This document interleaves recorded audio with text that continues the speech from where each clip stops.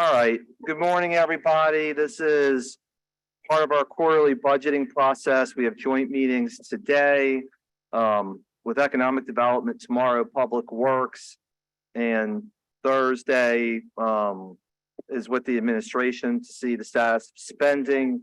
Mr. Shy, will you please call the roll of this joint committee? Councilmember Jeruso, Here. Councilmember Harris, present. Councilmember Morrell, present. Councilmember Green, present. We have a quorum for both committees. Thank you, sir. All right, Council Member Morrell has moved for approval of the economic development budget and economic development and budget committee meeting minutes of April 25th and May 23rd, seconded by Council Member Harris. All in favor? Aye. 4 yeas, no nays. All right, number 3 on the agenda is executive session involving the NOPD consent decree. I will move that we go into executive session, seconded by Council Member Morrell. Any opposed? Hearing none, 4 yeas, no nays, and we will go into executive session. Thank you.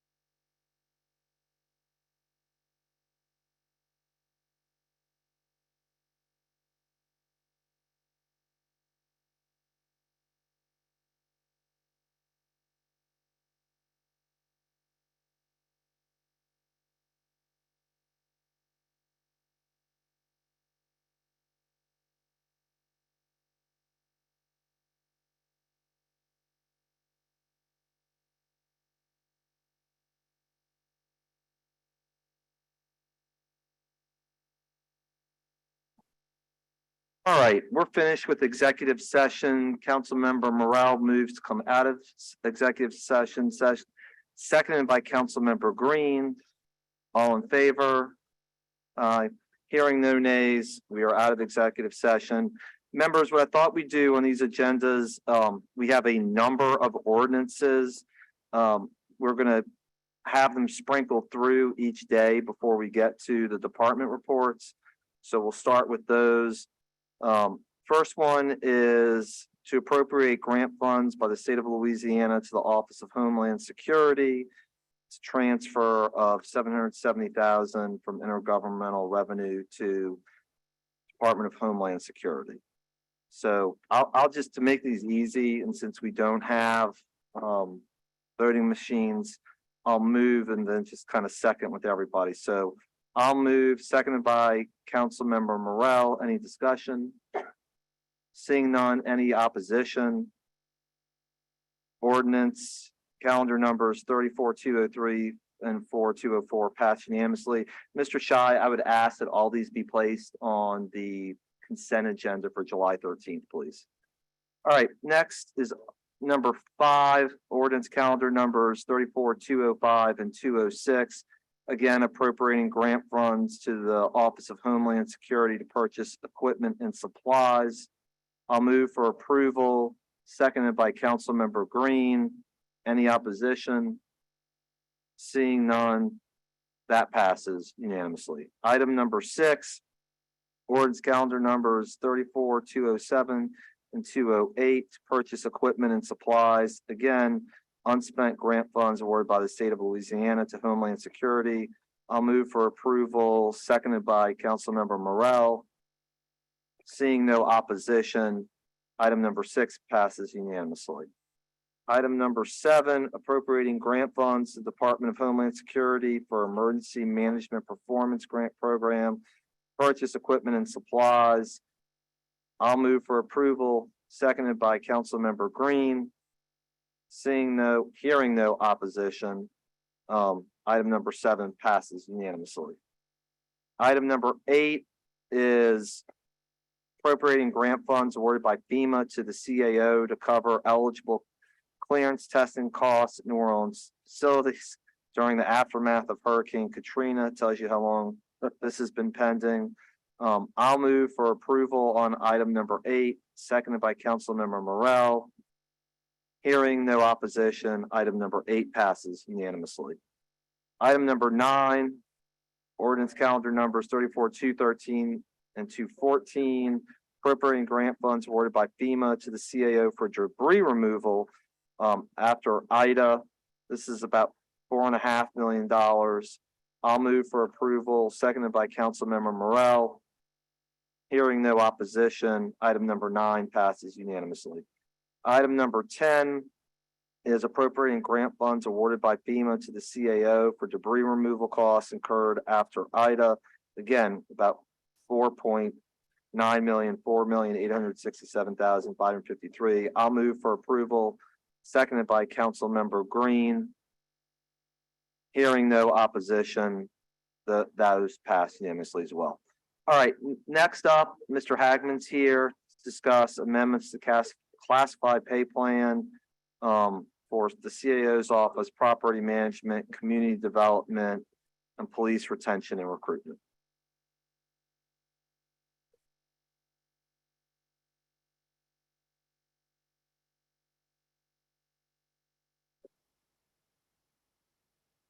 The first item, 2 new job classifications. This would be for the chief administrative office, and they would specialize in recruiting for vacancies in city government.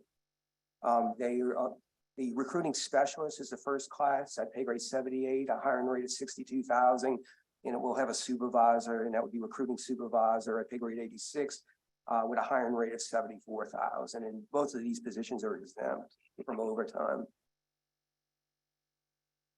Are there any questions about CAO recruiting? Councilmember Green? Yeah, I don't have a question per se. I just want to emphasize that as recruiting people to join the city of New Orleans and to be involved, I want us to recognize that I think that as a city, we underutilize the universities that are here that graduate hundreds of students each year. And I just want to encourage us to recognize that one of the most exciting things that a young person can experience is working in government service. So I just hope that we will recruit more, including from the police department, to whatever extent possible, from the young people who are here, who are ready to work. That's all. Thank you. It would not be a budget committee meeting without Councilmember Green advocating for city employees and work. We appreciate it. Shout out from, Mr. Burns. Mr. Burnside. All right. These are for discussion only, so we'll just, Mr. Hagman, go through each of these in order. Would you please discuss M 23-303? The second, item was another new classification for property management would be the classification of space planner. This would be a position specializing in a planning and layout of interior office spaces and the subsequent project, coordination of such. It would have a pay grade of 79 with a hiring rate of 70,000, and this too would be exempt from overtime. And I'd like to also thank, Councilperson Green for being such a booster of city employment. I think it's very, very helpful in generating interest and I guess general overall interest in city employment. Thank you. All right, item C. This would be hiring rates for the code enforcement case specialists. And this is in conjunction with a enhancement of a safety and permit, zoning inspector and case specialist type positions. Note that, coming before you at some future point is additional hiring rates for the building inspectors to enable in effect safety and permits to vamp up their staffing efforts. Okay, thank you. And the last item about police retention and recruitment. This is more of a housekeeping item. It basically takes the current police retention pay and it basically simplifies the processing of it. That retention payments would be made on a quarterly basis instead of at that time a person is eligible for that particular day or bi-weekly. So this basically makes the system more efficient in processing retention payments. Okay. So in other words, rather than getting the payment on a yearly basis, they get it on a quarterly one? This would be basically instead of their anniversary date, like say after say you reach your 10th year, just say on June the 9th, we would make that payment in effect at the end of the quarter. Okay, thank you.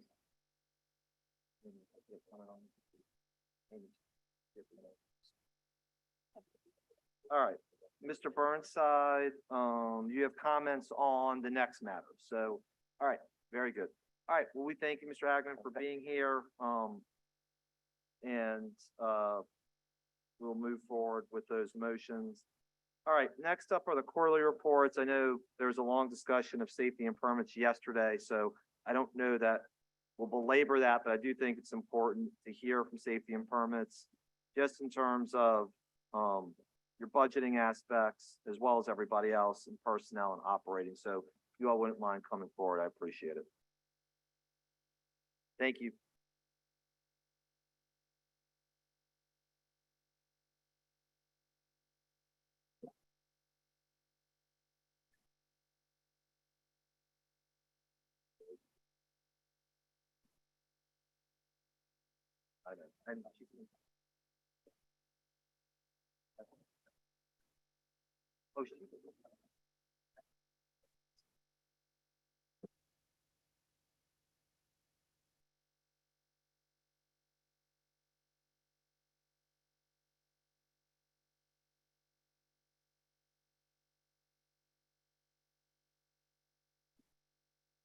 Good morning. Thank you for signing in, and we all know who you are, but since this is recorded, would you mind just introducing yourselves, please? Sure. Good morning. Tammy Jackson, Director of Safety and Permits.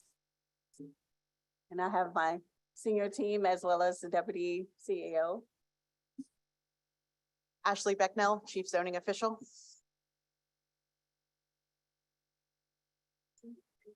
Jay Dufour, Chief Building Official. Tom Mulligan, Deputy CAO for Business and External Services. Thank you. All right. Good morning. The floor is yours. Just so you all know, our monitors aren't working, so people may just jump in without me knowing, so, but we'll just take it as it goes. So good morning and welcome to hear your presentation. Good morning. Thank you for this opportunity to give you a snapshot of our budget currently. I was in attendance on yesterday and did hear questions and also some constructive criticism and comments. I didn't hear anything new, and I can tell you that we're working on most of those items that they discussed. Time delays, communication with the department. We're doing outreach as well as to better understand our process. We're doing process improvement as well. And as you know, we're hiring. So as far as the current status of the budget for safety and permits.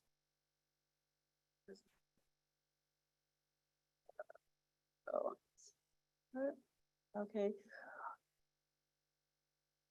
For personnel, currently, we had a budget of $7,703,733. Year to date, we've spent $2,764,591. Our operating budget is $556,760, as well as we had the one time of $2.5 million. And year to date, we've spent $99,300.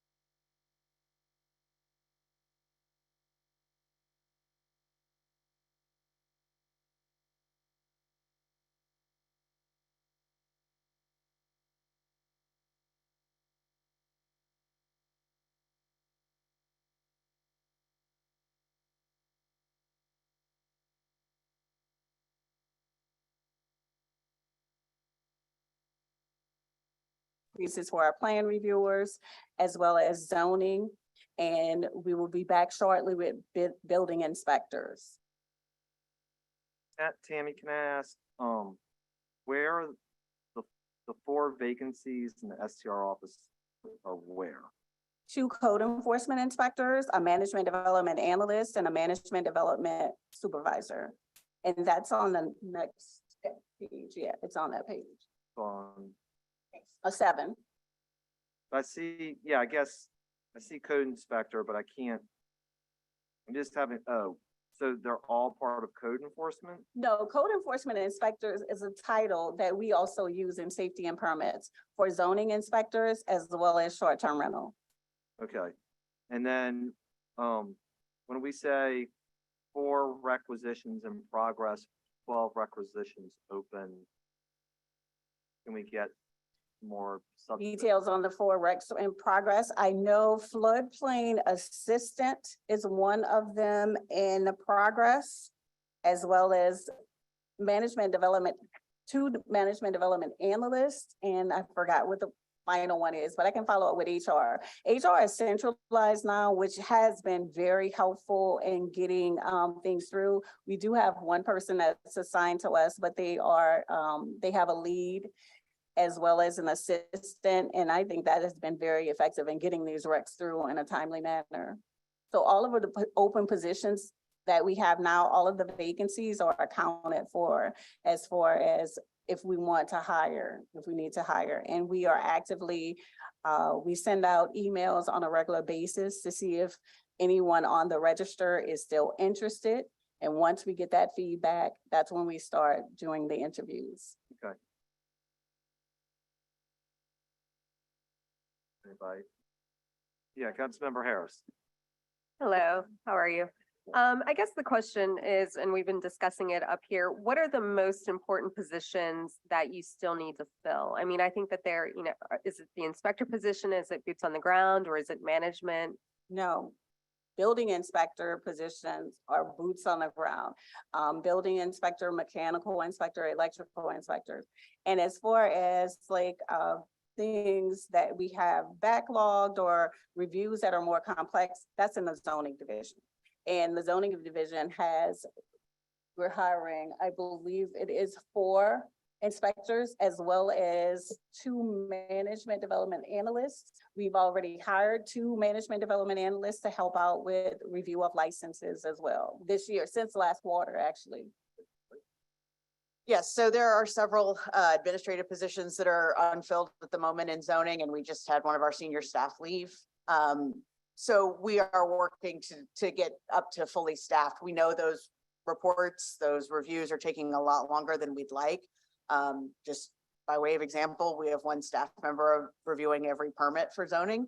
So we're getting through them as quickly as we can, but finding qualified folks who have the background that we need has been a bit of a challenge. The registers have not been where we'd like them to be, but we are working all of our networks and working with HR to try to make sure we build up the status of the register. Yeah, and I think we just talked about actively recruiting in colleges and out of colleges, even out of high school. I mean, you don't need a college degree to do the inspector position, do you? Not as a trainee. Not as a trainee, and that's one of the things with the minimum qualifications that we revised last year. We amended the code enforcement inspector position to include like 4 years of, 2 years actually of public contact. So previously it relied on construction, architect or engineering. So now it's public contact. So if somebody's worked even at fast food restaurant for 2 years and has had public contact, they can become a code enforcement inspector. Yeah, I mean, the most important thing, and you heard me say yesterday about look on one stop, but I think customer service is a huge aspect of it. Customer service is a huge aspect of being a district council member. And, I have to think back to when I worked at the Limited, and being customer facing. And so I think even digging down deep, maybe at the New Orleans Career Center or something like that, that could be a good pathway. So happy to help out. I know Councilmember Green is the big advocate for city positions, but I think we all have networks that we can tap into to really look for folks to staff you up, because this is the most critical department in my mind, along with code enforcement. Yes, and it's finding those customer service and customer centric people is a big ask as well, and making sure that we have the training available. In my email, I always end with monitor one stop for updates, because I think it is one of our most valuable tools that sometimes is overlooked. Can we improve or the communication? Absolutely, and we're trying to do that as well. Thank you. I mean, I know that YEP just graduated a whole GED class and they're very customer centric. So even again, contacts at YEP or Cafe Reconcile, happy to connect you. Anybody else? Okay. Anything else? Ms. Jackson? The one-time funds, you want to talk about those?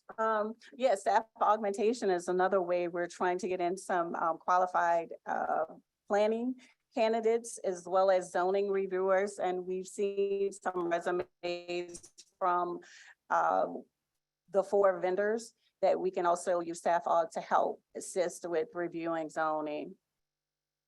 Are we, for lack of a better word, I guess I'm fumbling, are we using like a headhunter here to help with these when we say contracts for staff aug? Oh, no, the 3 vendors, that's from the staff augmentation RFP. So we have 4 vendors total, and 3 of the 4 have already submitted resumes with their candidates that they've hired.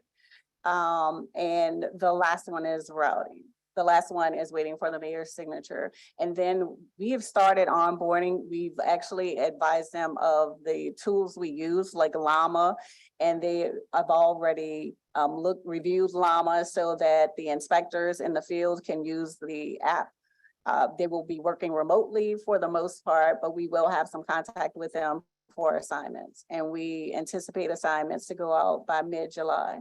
But I guess where I'm just getting held up, and this is obviously lack of knowledge, when you say 3 vendors, do we Mhm. mean people who are assisting safety and permits, the permitting process, people who are double checking permits, so we don't have to send inspector to the field? What are the vendors vending? There are inspectors and reviewers. So they have some zoning reviewers that are planners as well as building, mechanical and electrical inspectors. So they will be going on the sites, uploading it to Llama remotely, and then the chief mechanical inspector or the chief electrical inspector or the chief building inspector will review those for issuance of a certificate of completion or certificate of occupancy. And is the idea to use this outside help as temporary augmentation? Yes, Until we hire more people on our own? yes.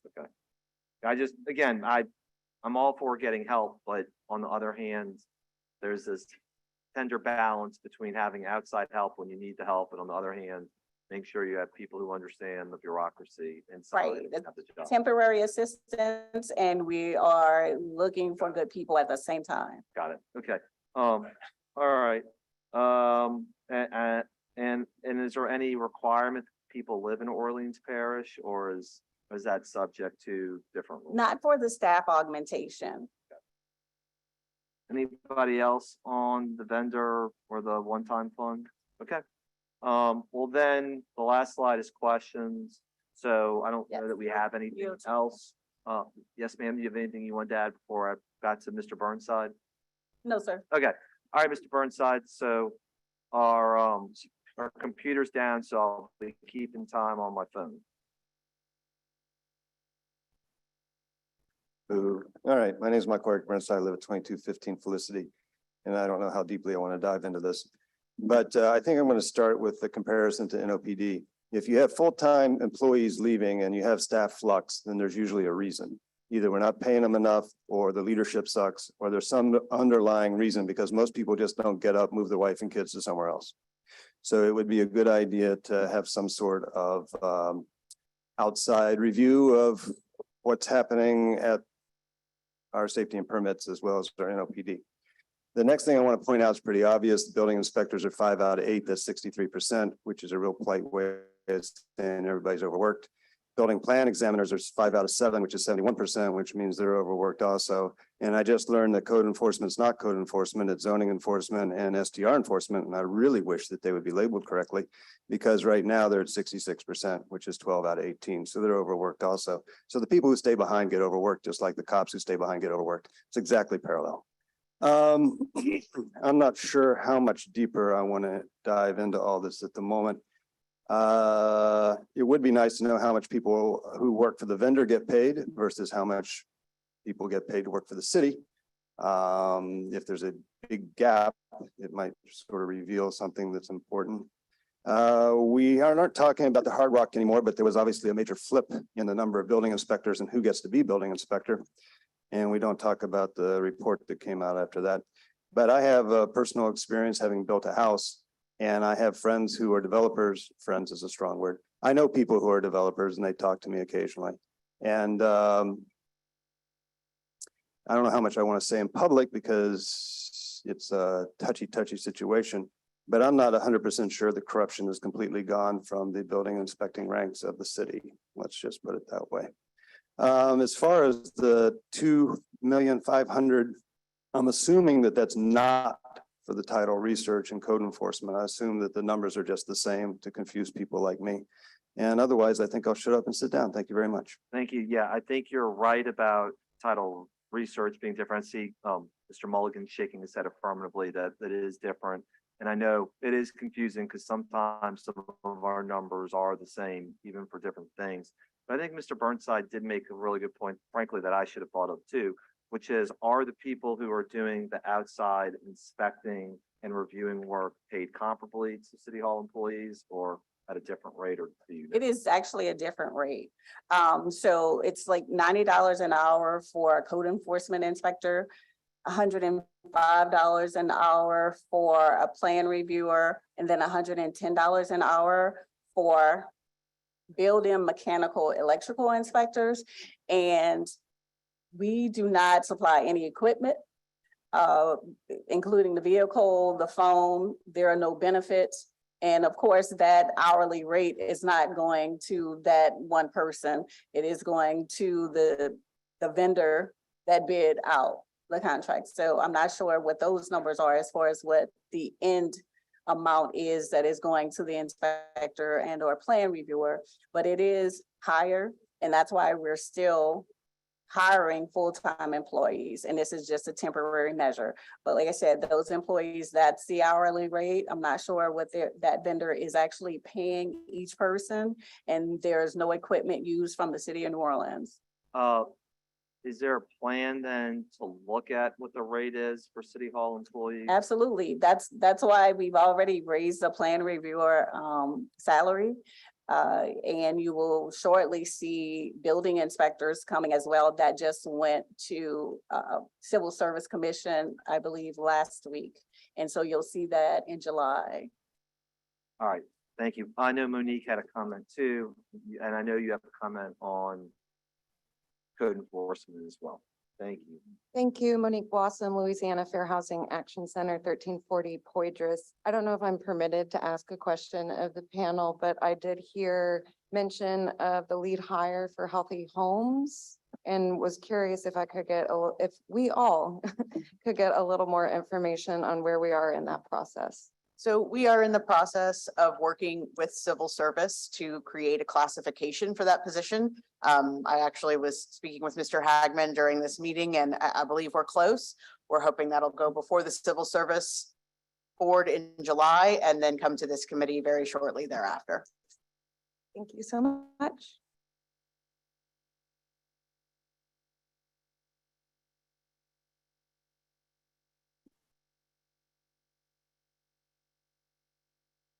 All right, any other comments from the dais? All right, thank you very much. Thank you. We'll move on to property management, item B.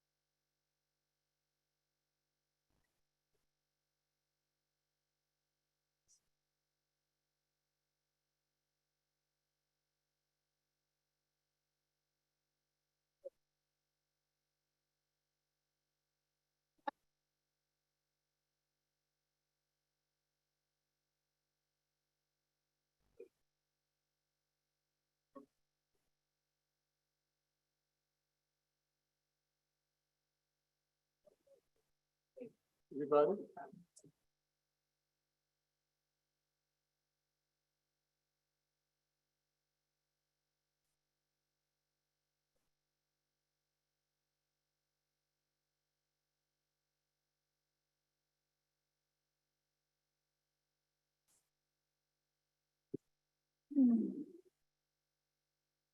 All right, good morning. The floor is yours. Good morning, council members. Thanks for having us. Okay, this is the property management second quarter budget report. If we just go to the first slide, I can start talking to the points. Yeah, go to the snapshot. Okay, first, thank you. We received the allocation of an extra $4 million.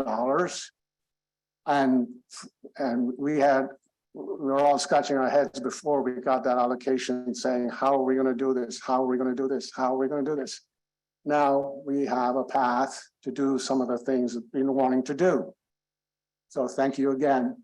Now, the what the $4 million came in on the other operating side.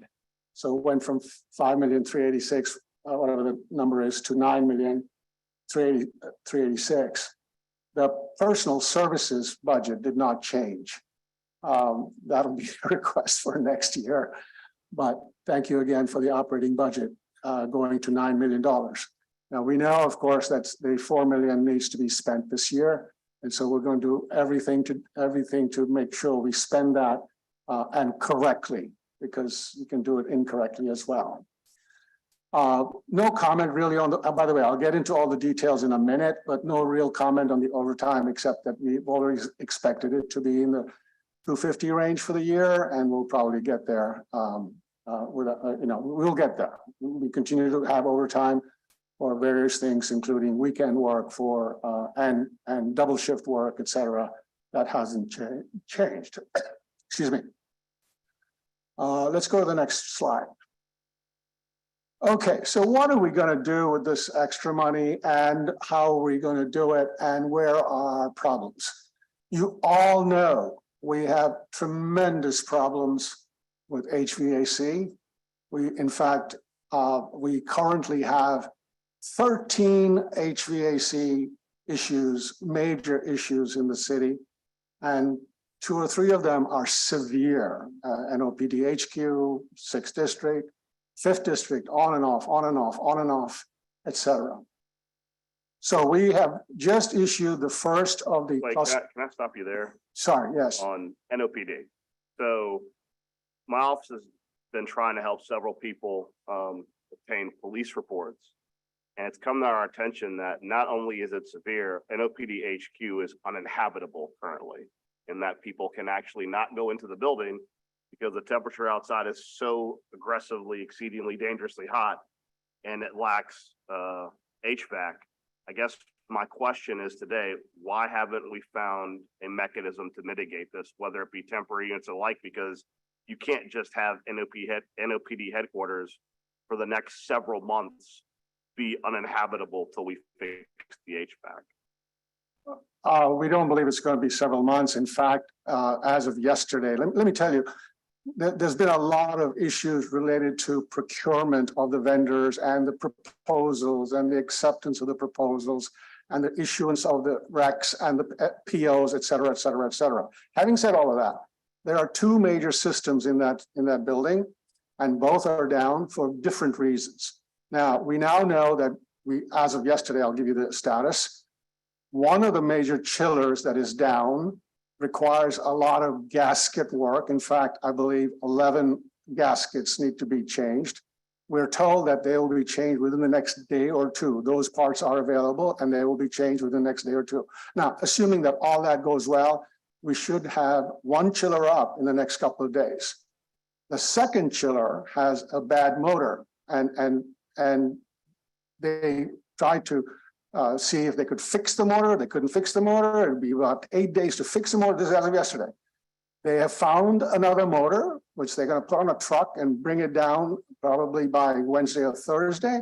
So that second problem should be also solved. So it's not going to be months. It's not going to be weeks. We really, really expect NOPD to be back at least on 1 chiller this week and the second chiller by next week. I appreciate that, but how long has this been a problem? It's been a problem for about 3 weeks plus. Because, and I'm having my office recheck this right now, but we were getting complaints about a month ago. So I think it's probably been 4 weeks. Maybe 4 weeks. That's why I said 3 weeks and I plus. appreciate that at the end of 4 weeks, we found a solution. But I guess from my perspective, if we have crises like this that occur, it would seem like on average in the city, things can take some time to get to a definitive resolution. We should be leaning into finding short-term, immediate triage solutions, because though at the end of this month, you'll have 1 chiller up. That means for the last month, we've had NOPD headquarters with a problem.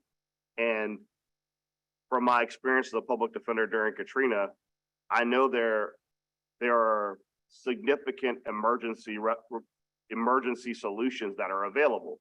You know, we could park a truck outside and pump cold air into a building if necessary. It's just I appreciate you're solving it now, but that means for a month, we've had problems at OP headquarters, and I'd prefer that we work with y'all to figure out as these crises pop up, because there'll be additional ones. We have a lot of buildings with a lot of archaic systems.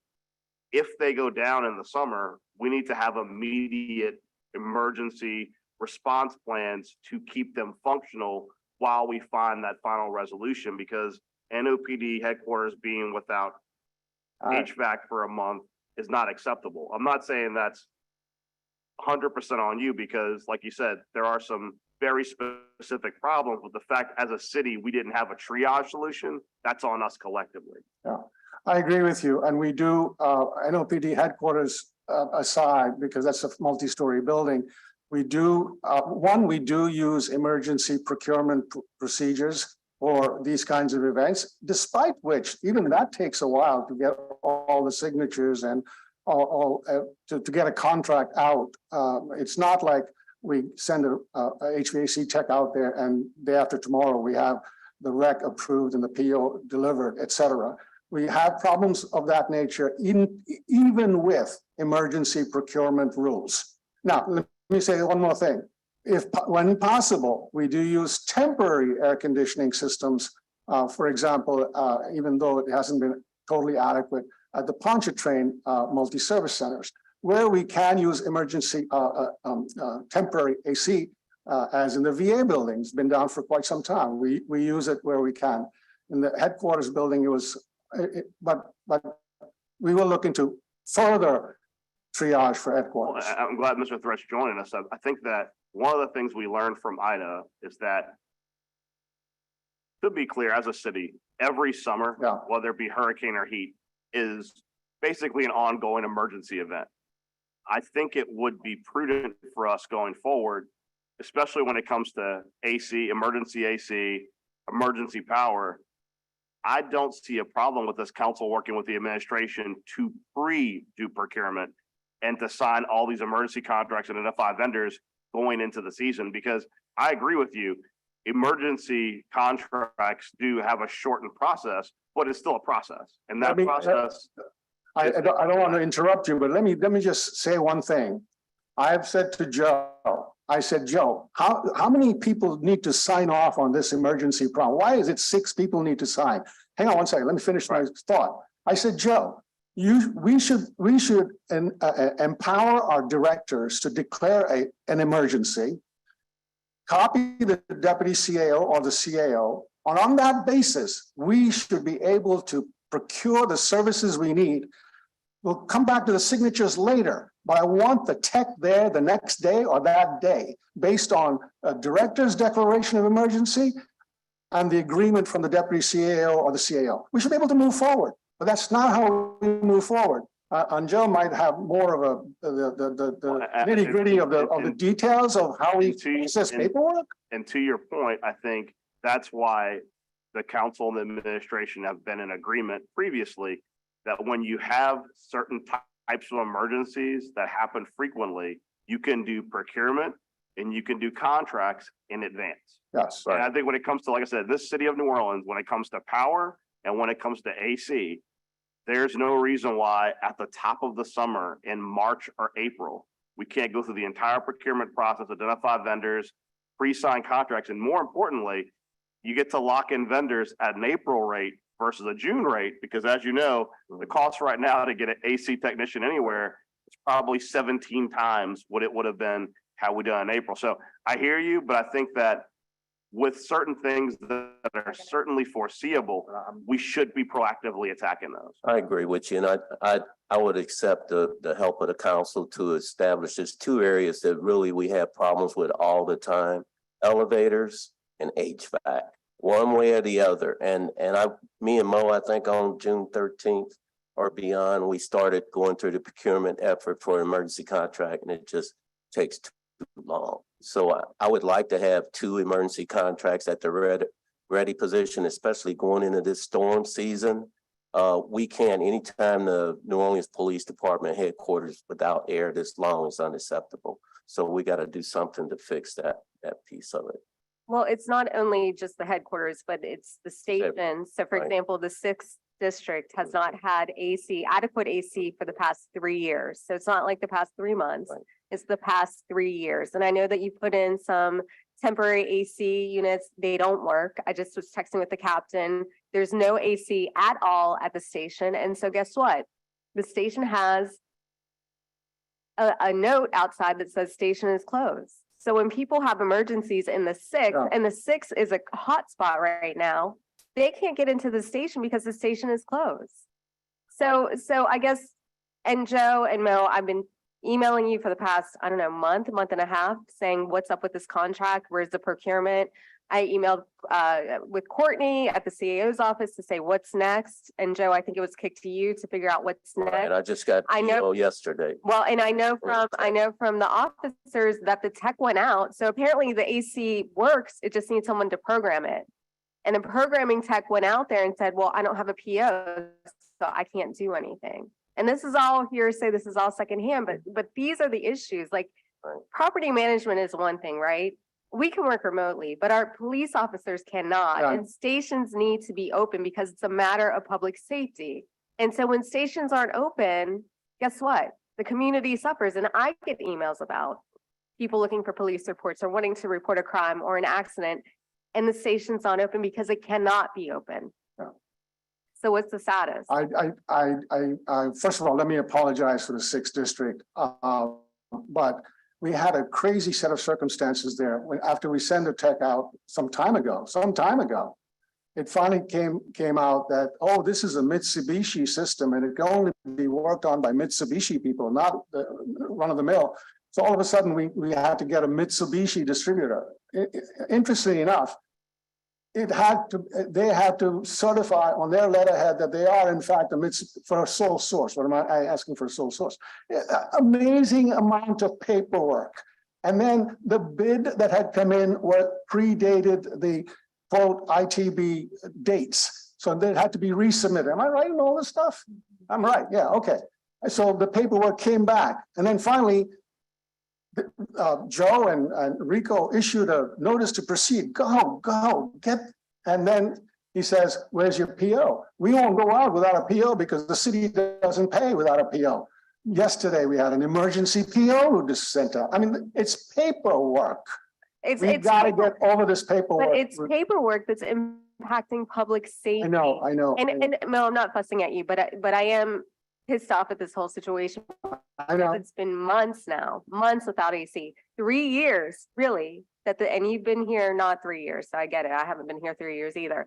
But this should have been addressed. And to Council President's point, we know when summer's coming, we know when hurricane season's coming. We need to get this stuff in order.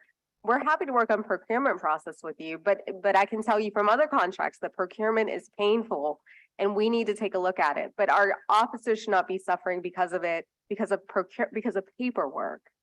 I agree with you. And that's the reason why this chart is up, this slide is up. We're taking proactive measures in getting HVAC systems under contract in 5 different groups of buildings. So for example, NOPD HQ is in cluster 1, which is City Hall, CDC, et cetera, et cetera, et cetera. NOPD is on its own cluster. NOFD is on its own cluster. Multi-service centers are its own cluster, et cetera. So, and we also keep our rights open to, if we have 5 different HVAC contractors signed up, we also reserve the right to call the other guy if this guy can't do it, et cetera. Those are the things that are being set in motion by the money that you have provided. Before that, we haven't had an HVAC contract at the city. This is what we're doing. Yeah, not to belabor the point, but listen, to the point of emergency and declaring emergencies, you can go to Home Depot and get some mini splits and put them in. I mean, you know, there are ways to get around this to make buildings functional. Rather than waiting for the Mitsubishi guy who, I don't know where he is, whatever, I'm about to go and use my own credit card to go to Home Depot to get some window units for these guys. I mean, it's just really unconscionable that we let this go on, and it's been going on for the past however many months, and our officers are sitting in the heat trying to solve crimes in the heat, and it's a real problem. And Mo, I know you get it. Joe, I know you get it. Everybody up there, but there has to be a way around where we can order something off of Amazon or go to Home Depot and solve problems. These are technical problems that can be solved. We that or- really have a big impact. just so you know, we're not proactive. We ordered, I believe, 45 temporary ACs about a month ago. They all got deployed within 2 weeks. And then, guess what? I said to Rico, order 45 more. Granger put a credit hold on the city. Cannot order from Granger. I mean, this is that kind of ridiculous stuff. Well, Wait, why did they place a hold? Oh, there were a whole bunch of invoices, not property management, by the way, not a whole bunch of invoices that hadn't been paid. So I looked at the property management invoices, they were all current. They're nothing old, but there were some older invoices that so hadn't then- been paid, including, had nothing to do with even our portion of the government. Yeah, and so that's what's frustrating too, though, Mo, is that, you know, this council's constantly been talking about the fact that city doesn't pay its invoices on time and the impact, not only, of course, that it has to vendors and small businesses that may be contracted with the city, but obviously now it's also impacting the city. I mean, the fact that you couldn't get additional air conditioners because someone doesn't want to do business with the city anymore because we're not paying our invoices on time. And I'm not saying it's your department. I didn't say It that. wasn't our department, but- checked immediately, and it wasn't. No doubt, but overall, I mean, it's like, that is like a huge issue that we're constantly saying needs to be solved. And from what we understand from the administration is that, yeah, they may have identified some problems, but no one seems to figure out how to fix it to get invoices paid more timely. all right, I'm gonna pile on now. I'm over here. Yes, So,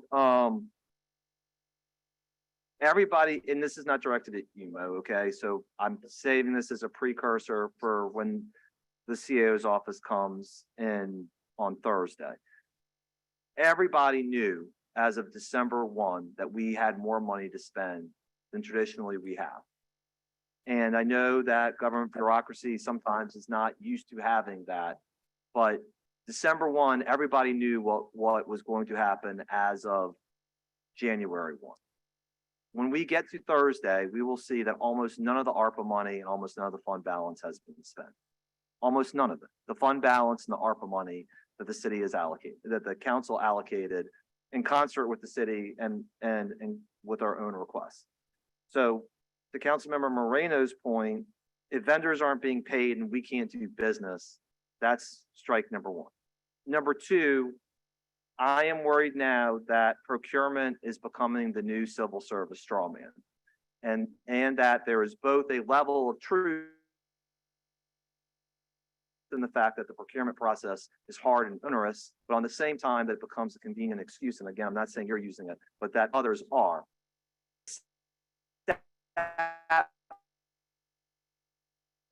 I am willing to file motions on behalf of anybody for emergency needs, and we did it on behalf of DPW in order to get things moving. And I kept on asking, is there any other department that, no, we're fine.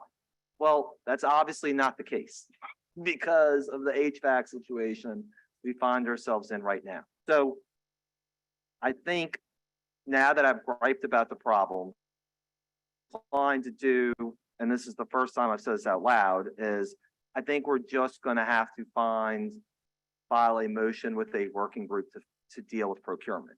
And it's going to have to be the procurement office, the CAO's office, a number, we can randomly pick the departments who can attend, who have probably had the most success in the procurement process, and probably some representatives from the council as well, because we just cannot continue to allow failure to pay and bureaucratic process impede having air conditioning. Well, and I mean, to add to your point, and I'd like to add this to the working group, we have departments that have significant shortfalls, and yet we have this threshold for smaller contracts up to $15,000 where there's no significant tracking of how many of these are being authorized and how many are being spent.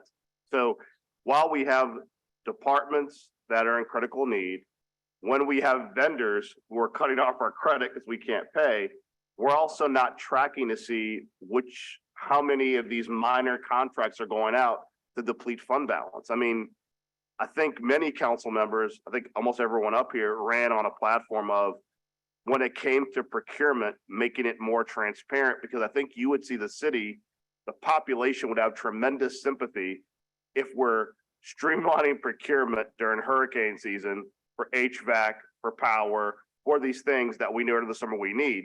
However, in that same breath, it becomes difficult for us because when we see ridiculous things happen, like $50,000 on a mailer no one wanted, they say, well, I don't want to give the city more money because we want to pay for HVAC, but we don't want the money we give you to pay for HVAC to go to silly stuff that no one thinks should be spent. So I want to add that perhaps when we're doing this procurement overhaul, look at how we make procurement more transparent, particularly those smaller contracts, because they add up. I mean, we have situations right now where you see a singular vendor being issued multiple contracts below that threshold, so they have no oversight, and that needs to be resolved.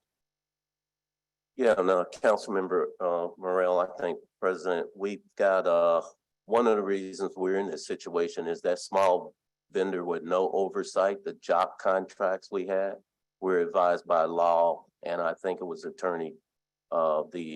Attorney General to stop using those contracts. So when we stopped using those job contracts that we use for everything, elevators, HVAC, it moved us into a situation where we had to develop new maintenance contracts to take their place. And that's where we are. But see, I think that's problematic because we know that we still see those contracts for a host of professional services that don't have a capital bent. Like, for example, you're prevented from using them for HVAC, but if we want to hire a law firm or a PR firm or some professional services group, that's still allowed. And to your point, hiring your elevator repairman is defensible.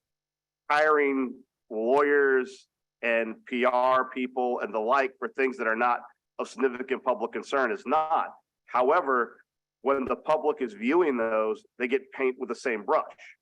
Whereas legitimate requests are looked through the same lens as the illegitimate ones, and we really just got to clear up this whole process. So I appreciate the chairman stepping forward to take the lead on this, but I think it's really an opportunity to try and just clean up everything at once. Because if this were all clean and transparent, it would allow us, I mean, if we knew there was tremendous outstanding invoices to a necessary vendor like Granger, it would be important to resolve that on the front end before we get into a crisis where you need to use them and they hold you up from a department that has a good working relationship because you pay your bills on time, but now they're being impacted because other departments didn't. Right. And I think to the chairman's point, I don't know why when we had this huge windfall and lump sum of money, we weren't paying down these old debts to vendors so that we could use them frequently. Because it seems like right now, we're kind of out of control with the credit card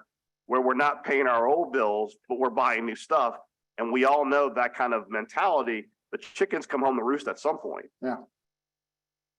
The other thing I just want to mention is sometimes we think, oh, we need to have new rules and new processes while we've been researching the procurement. Apparently on the city's website, Councilmember Moreno, we tell vendors we're going to pay you in 30 days. So, I mean, if we're saying that I think it is not only in the code, it is also on the website. And again, I know it's not the people sitting at the table. We got to do it. I mean, that's the bottom line. And I think, Joe, you know this probably better than anybody else. You can't get contractors and subs and engineers and other people who want to continue to work if they know instead of net 30, it's going to be 90, 100, 120 days before they're getting paid. Yeah, and I mean, I've operated in Department of Defense, federal, state, city, and you can only move as fast as contracting or procurement office. So, you know, it's something that we need to look at to be able to provide the adequate services to the city. I agree with you. Okay. All right. Well, I think we've belabored that enough. No, we'd welcome any help you can give us, especially in terms of emergency procurement process. If we can get something done in 24 hours, and that should be our standard. Well, maybe Mo, what we can do is I'll talk to Joe after this and see if we can dust off what we did for DPW and try and rework it for property management on these other contracts that you have and check it with legal, because I would love to get it filed for July 13th and get it rolling. Thank you. Yeah.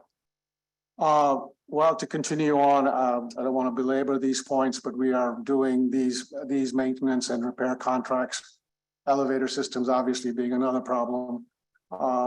janitorial is just a contract. We're breaking it up into 7 different clusters, just smaller and smaller so that minority firms can bid on this stuff. Plumbing, we're breaking 1 contract into 5, and electrical, we just need 2.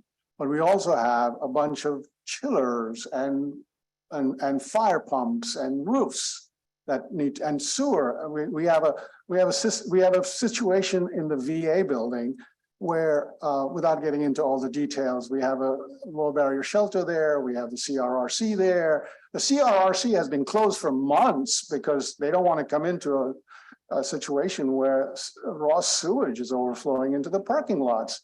So there, we're going to spend some money. We've engaged an engineering firm to do a study. We might be installing grinders at great cost, and looking at that whole situation so the VA building can be back in operation. The VA building has an elevator that hasn't worked in a long time, and some belts, cables. That's going to take months to procure. That elevator is out. Well, I mean, it's as little as cracked glass at the front door of the low barrier shelter that can't be replaced. Is that finally replaced? Do you know about the damaged glass? I'm not, yeah. I'll look into it. It's little impact again, and Mo, I'm not fussing at you, but I just, when building is not functioning properly. I've seen the trash, I've seen the sewage, I've seen the cracked windows. It's not a good building, and it really does need some work for people because people live there. It's a difficult building for all sorts of reasons, which we don't need. You know what they are. Very difficult